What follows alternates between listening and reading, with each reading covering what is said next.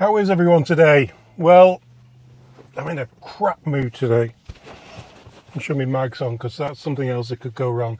Yeah, my awning ripped open last night, and we had Eddie's bent everything on the back deck, so that went wrong. Stuff at work's going wrong. Nothing too serious that we can't fix, but so annoying. It's been a shitty day, to be honest, and I'm in a crappy mood. So let's just get on with the video, eh? Okay, that should fix it. A little bit of Gorilla Tape. It's not the prettiest fix, but seems to be doing the trick. I don't mean to make you guys' day any worse than what it is, but I was looking at Chris Dacey and looking at one of his videos. Now he's been banned from YouTube, so I'm going to show his video here about the Byward Market in Ottawa.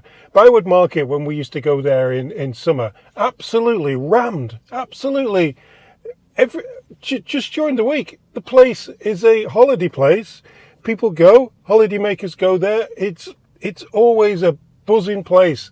There's usually hardly any places to sit down to get something to eat. You had to line up to even get into a bar to get a lunchtime drink or anything. This is during the week. We used to go during the week, not at the weekends when it was even crazier. We used to always go to Ottawa during the week, back in the days when we could afford to go. And yeah, his video shows how quiet and how bad it is there now for the holiday makers, and how bad it must be for the businesses. And he asked the question, the historic Byward Market on the heart of downtown Ottawa, a once bustling and vibrant destination for tourists and locals alike, is now an absolute ghost town. I can think of a number of factors contributing to this, but I want to hear your thoughts. Why is no one visiting? Well, he went back at the weekend, and this is what he saw. Yeah, absolute craziness. Here is one major factor. Look at this. Look at what they're doing in Canada's city centre. Absolutely, why are they in the market doing this? Why aren't you up at Parliament Hill protesting the government? Why are you down protesting people who are trying to get something to eat and enjoy a break from this government? Why are you down there? These people, get on Parliament Hill and go and protest there. Don't protest in front of people who are there to just have a nice time and get away from the realities of life. See, I told you I was in a bad mood.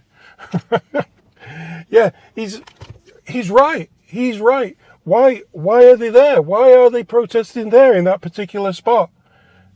Parliament's there. Yeah, the government's gone away on holiday, but these people are on holiday. You know, we're in the biggest crisis of our life, and the government's on holiday. So let these people enjoy themselves in the market. Let them enjoy their food. Stop spreading smoke everywhere, all over everything that they want to eat, and go and protest where it actually matters, where the government might listen to you. Was it embassies? Go there and protest. Don't protest in Byward Market. Fuck's sake. Anyway, let's do your comments. Okay, it doesn't get any better here, guys. It doesn't get any better here. So my most favourite video that I've done for a while, especially with comments, was let's find it. 1970s and now. Was it really better for kids growing up in the 70s? And your comments were awesome. Even though I got fewer subscribers are choosing to watch this video. Notice. So yeah, YouTube thought, no, people don't want to watch that. They want to watch stuff about how bad Carney is. And really, what is there to report on Carney? Has he done anything? He's done absolutely cool, has he? Nothing. He's done nothing. He's bowed down to Trump. Elbows up crowd. Where are they? Why aren't they protesting what the government's not doing? Now we got he's threatening 35% tariffs on everything. Everything Canadian. And what we, oh yeah, sorry, I forgot. It's a crisis, isn't it? It's a crisis. So what did the government do? Hey, go on holiday. Yeah, go on holiday. Bye-bye, have a good holiday. Bullshit. Spider said, The good old days. I miss them. I'm 72 now, and the kids of today are missing out on the fun we used to have with no cell phone, tablets, etc. Actually outside every day, spring, summer, fall and winter. Where did we as parents go wrong? Darn iPads, cell phones, indoors all the time as well. Well, I didn't go wrong, because my son grew up outside, running around in the village where we used to live. Not sure about whether I would let him do it here in Canada with all the, well, we've got people like this hanging around on the streets. Like, do you really want an 8-year-old or a 12-year-old to bump into that? You know, the government are so busy sending money abroad, so busy sending money to fight wars that we're not even involved with, that only protesters are interested in, that we just leave people like this on the street to fend for themselves. Shouldn't we be rounding these people up and helping them? Saying, look, you know, let's mandate these people into places where they can live a real life and they can get fed. You know, like they do in the UK, where they have people come over on the boats and they get hotels and 3 meals a day. Give these people that. Use our tax money to help these people. But no, I don't think nobody's going to listen to me, are they? Mitzi says, Yes, we went in when the lights came on. The best years to grow in. They were. Birchall said, That was life growing up in the 90s out in the country. Sea to my face and mountain ranges to my back.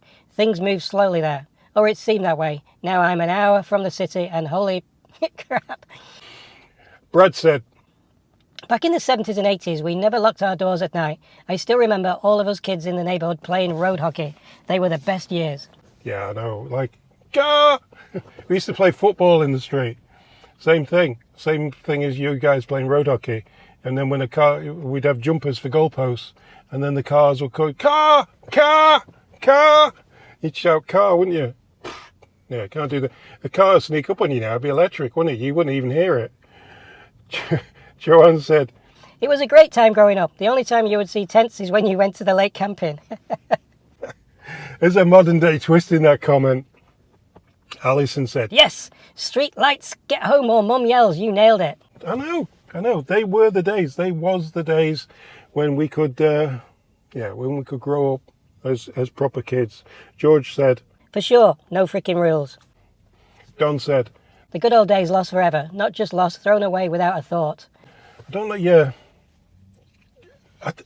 It's got a lot to do with the environment that we are ending up in and what the government has set us up for, really, hasn't it? Hey, just turn a bit. It's the environment we're in, I guess. I'm guessing. Brian said, Yep, sure do remember growing up like that. Playing catch, getting sent to the store for the old man's smokes, and him saying, You can keep the change.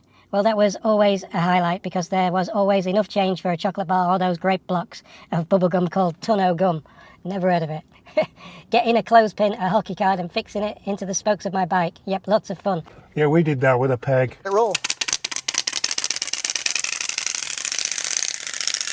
You put a peg on the bike and then you'd have a cardboard and it'd sound like a motorbike. Eventually got a motorbike when I was 16, but up until then we just used cardboard. Raina said, Oh yes, a teenager in the 70s. Those days are just a distant memory now, but good memories they are. Played all day outside, rode our bikes from town to town. The hardest part was making your way back home after pedaling all day. If only our kids had it do good. I remember going to the store getting a £50 bag of potatoes for 50 cents. Life was affordable back then. Exactly. I think the wage to house price was like, I think it was 3 times. So what you earned in a year times 3 would equal your house. It's not like that anymore. Rob said, As one who lived his teen years in the 70s, I concur with all the comments. That's exactly the way it was. I was out the back door on my bike, travelling far and wide, home when the streetlights came on or else. P.S. I also had a chopper bike, but I made it myself.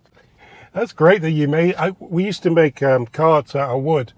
So we'd get some pieces of wood. We used to find old prams or strollers, as you call them, and we'd take the wheels, put the wheels on it, and we'd have rope for steering.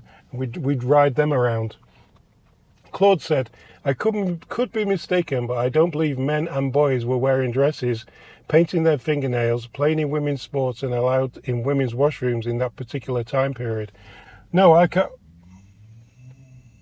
What's this? This comes up on my timeline. How do you deal with that? How do you deal with that coming up on your phone? Eh? See, told you I was in a mood. That's got to go. That has got to go. A man with a beard selling women's makeup. That's not normal. Icky.